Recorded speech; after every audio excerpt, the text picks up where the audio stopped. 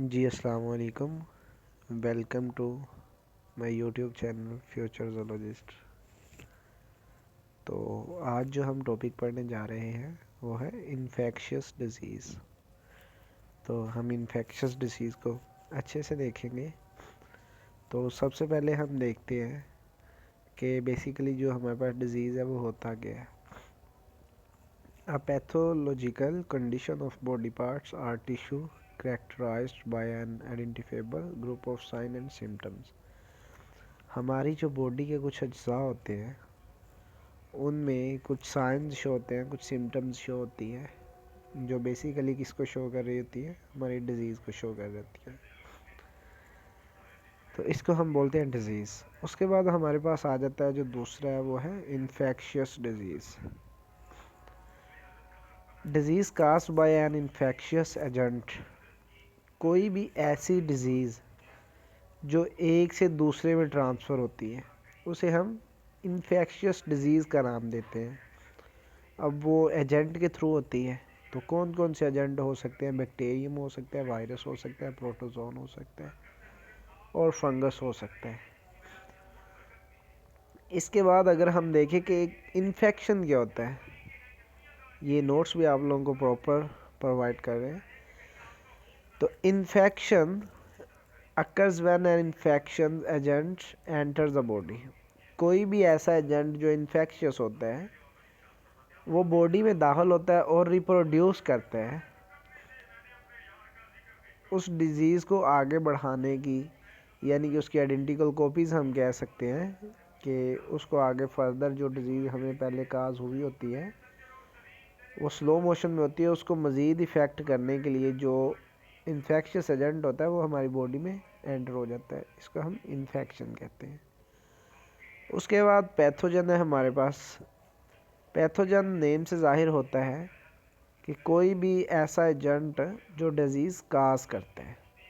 अब हमने देखा इन्फेक्शियस डिज़ीज़ और इन्फेक्शन है, तो बेसिकली इनके दरमियान जो एजेंट है वो क्या है, वो पैथोजन है, यानी कि वो पैथोजन को काज कर रहा है। उसके बाद होस्ट, जो किसी दूसरे ऑर्गेनिज्म से इफ़ेक्ट हो रहा है। फ़र्ज़ करें हम यहाँ पे मॉस्किटो की एग्ज़ाम्पल ले लेते हैं, वो हमारी बॉडी में एज अ होस्ट भी होता है और बदले में क्या हमें नुकसान भी दे रहा होता है। इसके बाद जो हमारे पास आती है वो है विरुलेंस। इसमें जो होती है ना, किसी भी एजेंट की एबिलिटी जो होती है वो रैपिड और सर्व डिज़ीज़ का जो है वो होस्ट में काज बनती है। इसके बाद हमारे पास आ जाता है जी जो इन्फेक्शियस डिज़ीज़ होता है वो जो डेथ का काज बनते हैं। तो सबसे पहले तो हम देखते हैं कि ये पूरी दुनिया में एक संगीन मसला है इन्फेक्शियस का, ये बीमारी का। तो ये तकरीबन कहते हैं कि एक तिहाई जो हिस्सा है वो इसकी वजह से डेथ्स हुई हैं, इन्फेक्शियस डिजीज़ की वजह से। For a quarter to a third of all deaths worldwide. उसके बाद देखते हैं कि जो इन्फेक्शियस डिजीज़ है वो कहता है कि more than half of all deaths, यानी कि जितनी भी डेथ्स हुई हैं उनमें तकरीबन हाफ जो है 5 साल की एज तक वो इन्फेक्शियस डिजीज़ की वजह से हुई है। और उसके बाद जो कह रहा है कि जो टॉप 10 डेथ डिजीज़ काज होते हैं वर्ल्ड में, यानी कि वर्ल्ड हेल्थ ऑर्गेनाइजेशन में, तो वो 5 ज़्यादातर जो इन्फेक्शियस डिजीज़ है उनकी वजह से हुए हैं। अब वो देख लेते हैं 5 कौन से हैं। सबसे पहले हमारे पास आईवी आ जाता है, मलेरिया आ जाता है, ट्यूबरोसिस आ जाता है। इसी तरह हमारे पास जो है और भी आ जाते हैं। तो ये ऐसे हैं 5 मेजर जो कि काज बनते हैं डेथ का। अगर हम इसकी हिस्ट्री की बात करें, इसकी हिस्ट्री की तरफ आते हैं, तो इन्फेक्शियस एजेंट है जो वो तकरीबन जो ह्यूमंस हैं उनमें डिज़ीज़ काज का बायस बनते हैं। इसी तरह इसमें जो है स्मॉल पॉक्स की एग्ज़ाम्पल दी गई है, ये आप एज ए एग्ज़ाम्पल भी कर सकते हैं। तो वो भी जो है वो इन्फेक्शियस डिजीज़ है, स्मॉल पॉक्स। उसके बाद हम बात करते हैं कि 14th सेंचुरी में जो बुबोनिक प्लग और ब्लैक डेथ है वो 20 मिलियन तकरीबन यूरोप में हुए थे इन दो बीमारियों की वजह से, वो भी इन्फेक्शियस डिजीज़ है। इसी तरह 20th सेंचुरी में इन्फ्लुएंज़ा की था, उसमें जो 50 मिलियंस हैं पीपल वर्ल्ड वाइड वो यानी कि उससे उनकी डेथ हुई थी। तो ये आप लोगों के लिए एक्स्ट्रा मालूमात के लिए इसको भी रीड आउट कर लीजिए कि यही चीज़ है जो उधर लिखी हुई है, लेकिन इधर पॉइंट हाईलाइट किया हुआ है।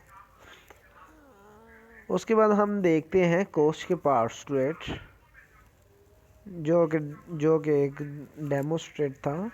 तो उसने काज बताए थे इसके पर्टिकुलर जो एजेंट थे।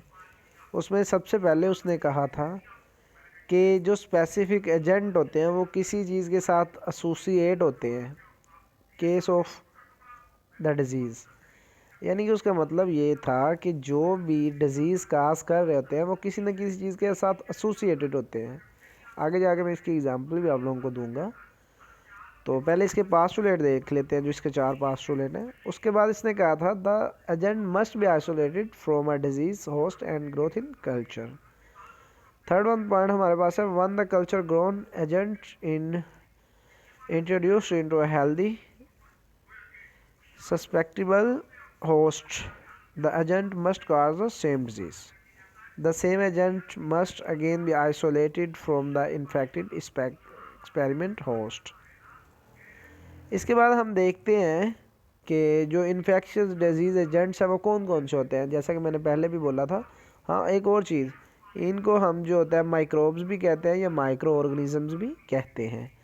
तो जो हमारे पास एजेंट्स हैं वो बैक्टीरिया, वायरस है, प्रोटोज़ोआ जिसे हम प्रोटिस्ट भी कहते हैं, फंजीज है और हेलमिंथेस है यानी कि एनिमल्स है। तो अब जो इसमें बेसिक है वो ट्रांसमिशन कैसे होती है, यानी कि हमने क्या तो दिया है कि 1 से 2 में ट्रांसफ़र हो रही है। तो ये बेसिकली कैसे हो रही है ट्रांसमिशन। तो इसमें 2 स्टेप्स आ जाते हैं। एक तो होता है एक से दूसरे में ट्रांसफ़र होना, ठीक है। फूड कंटेनिंग भी उसमें मटेरियल्स आ सकते हैं, इसके अलावा और भी आते हैं। तो एक होती है जो मदर से फ़र्ज़ करें चाइल्ड में भी आ जाती होती है, तो ये हवा से भी हो सकती है। उसके बाद फूड वाटर जैसे मैंने बता दिया, उसके बाद बॉडी फ्लूइड से भी हो सकती है और डायरेक्ट कांटेक्ट से भी हो सकती है, और एनिमल वेक्टर इंसेक्ट बर्ड्स वगैरह के भी। अब कुछ लोग जो होते हैं वो जो एनिमल्स होते हैं उनको बड़े शौक़ से पालते हैं, तो उसमें ये डिज़ीज़ काज हो सकता है और उससे आगे फर्दर ह्यूमन में भी आ सकता है। तो इसके बाद हमारे पास आ जाता है जो इसके फेजेज़ हैं, यानी कि जो इन्फेक्शियस डिजीज़ के फेज़ हैं। तो सबसे पहले हमारे पास आ जाता है इंक्यूबेशन पीरियड। तो इसमें क्या होता है, time between infection and the appearance of sine and symptom. जो भी टाइम होता है एक डिज़ीज़ काज होने के दरमियान साइंस और सिम्टम्स, ठीक है जी, जो इन्फेक्शन का है, तो जो वो दरमियानी टाइप होता है इस दरमियान में डिज़ीज़ शो हो रही होती है, तो उसको हम इंक्यूबेशन पीरियड्स कहते हैं। इसके बाद आ जाता है प्रोड्रोमल फेज़। इसमें mild on specific symptom that sign onset of some disease, यानी कि कुछ डिज़ीज़ का जो है हमें वो पता चलता है और वो नॉन स्पेसिफिक सिम्टम्स होती हैं, उससे हमें ये भी नहीं कह सकते ये बीमारी क्लियर है या नहीं क्लियर। उसके बाद क्लिनिकल फेज़ आ जाता है, हमारे पास नेम से ही जाहिर है, यानी कि एक्सपीरियंस किसी बंदे को कोई 2-3 दफ़ा वो चीज़ हुई हो, रिपीट हो रही हो। उसके बाद डिक्लाइन फेज़ आ जाता है जिसमें सब डेंस ऑफ सिम्टम्स होता है। उसके बाद रिकवरी फेज़ आ जाता है। तो रिकवरी फेज़ में क्या होता है जी, symptoms have disappear, tissue heal and the body regain strength. अगर हम इसकी फर्दर क्लासिफिकेशन की बात करते हैं तो ये 3 वेज में होती है, by duration, by location, by timing. तो बाय ड्यूरेशन में एक्यूट आ जाता है, क्रोनिक आ जाता है, लेटेंट आ जाता है। इसी तरह बाय लोकेशन में लोकल आ जाता है, सिस्टेमिक आ जाता है, प्राइमरी आ जाता है, और टाइम में जो है वो प्राइमरी और सेकेंडरी आ जाता है। अब हम देखते हैं कि ये इन्फेक्शियस एजेंट कैसे डिजीज़ को काज करते हैं। ठीक है जी, इसमें वो कह रहा है कि production of poison such as toxin enzymes that destroy cell tissue, यानी कि प्रोडक्शन होती है किसकी, पॉइजन की या टॉक्सिन्स की ह्यूमंस के अंदर, जो कि सेल्स या टिश्यू का डिस्ट्रॉय करने का बायस बनती है। इसके बाद direct invasion destruction of host cell का डायरेक्ट तबाह हो जाना। इसके बाद triggering responses from the host immune system leading to disease sign and symptoms. इसके बाद हमारे पास एग्जांपल्स आ जाती हैं। फ्लू, तो मैं ज़्यादा डिटेल में नहीं जाऊंगा फ्लू की, तो ये तो आप लोगों को पता ही है कि जैसे एक बंदे का फ्लू होता है, छींक आती है, तो वो अगर कोई पास बैठा हो इन्फेक्टेड पर्सन उस पर गिरती है तो उसमें भी चांसेस होते हैं फ्लू होने के। ठीक है, तो ये बेसिकली इन्फ्लुएंजा वायरस है, उसकी वजह से होता है। इसके बाद जो हमारी नेक्स्ट आता है एग्जांपल, वो है हमारे पास एड्स की। एड्स क्या होता है, एब्रीविएशन एक्यूर्ड इम्यून डेफिशिएंसी सिंड्रोम। तो ये काज बनते हैं HIV का।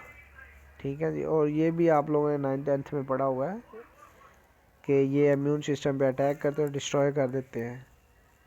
और जो HIV है वो direct exchange of the body fluid होता है।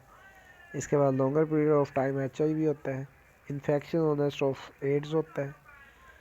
anti-HIV ड्रॉप्स वगैरह ये भी होते हैं। ठीक है जी, quality of life, but there is no vaccine or cause of AIDS. अब इसमें वो कह रहा है कि जो एड्स है ना, जस्ट उसकी कोई स्पेसिफिक वैक्सीन वगैरह नहीं है according to cure of for AIDS. अब इसको हम देखते हैं कि जो हमारे पास इन्फेक्शियस डिजीज़ है उसको कम कैसे कर सकते हैं, रिड्यूस कैसे कर सकते हैं, हम उसको फैलने से कैसे बचा सकते हैं।